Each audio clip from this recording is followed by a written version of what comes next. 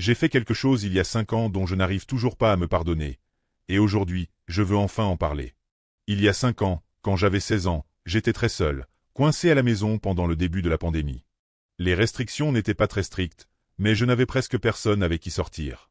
Pour échapper à l'ennui et à la solitude, j'ai commencé à me promener la nuit dans ma ville, souvent dans l'obscurité, avec mon hoodie et un masque, pour ne pas être reconnu par des camarades de lycée. Ces promenades, je les faisais toutes les 2 nuits, parfois tous les jours, juste pour me sentir un peu libre. Pendant ces marches, j'écoutais de la musique dans mes écouteurs. À l'époque, j'étais obsédé par The Weeknd, et je me perdais dans mes pensées, imaginant des scénarios, rêvant un peu, des choses typiques d'un adolescent. Un album en particulier venait de sortir, After Hours, avec un clip pour la chanson In Your Eyes où The Weeknd suit son ex dans la ville, un peu comme dans un rêve étrange, jusqu'à la fin où tout devient dramatique. Cette nuit-là, le 4 janvier, alors que je me promenais comme d'habitude, la chanson est arrivée dans ma playlist et j'ai repensé à ce clip. Et c'est là qu'une fille est apparue devant moi. Elle promenait son chien, habillée simplement pour l'hiver. Et une idée stupide m'a traversé l'esprit.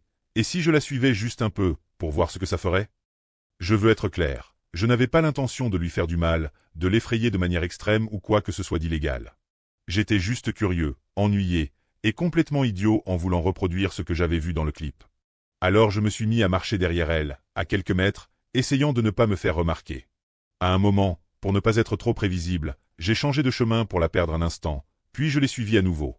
Tout s'est arrêté quand elle s'est arrêtée pour laisser son chien sentir un arbre. Je me suis arrêté aussi, faisant semblant de regarder mon téléphone. Puis, quelques instants plus tard, un homme m'a interpellé pour savoir si j'allais bien. J'ai dit oui, et il m'a simplement dit « Rentrez chez vous ». À ce moment-là, j'ai compris à quel point ce que je faisais pouvait sembler inquiétant et j'ai décidé de partir immédiatement. Après ça, je suis allé acheter un soda, que j'ai bu trop vite, puis je suis rentré chez moi. Quelques jours plus tard, j'ai réalisé à quel point ce que j'avais fait était inacceptable et effrayant pour cette fille. Je suis vraiment désolé pour ce que j'ai fait. Si je pouvais revenir en arrière, je le ferais. Depuis, je n'ai jamais recommencé et je fais tout pour être quelqu'un de respectueux et responsable.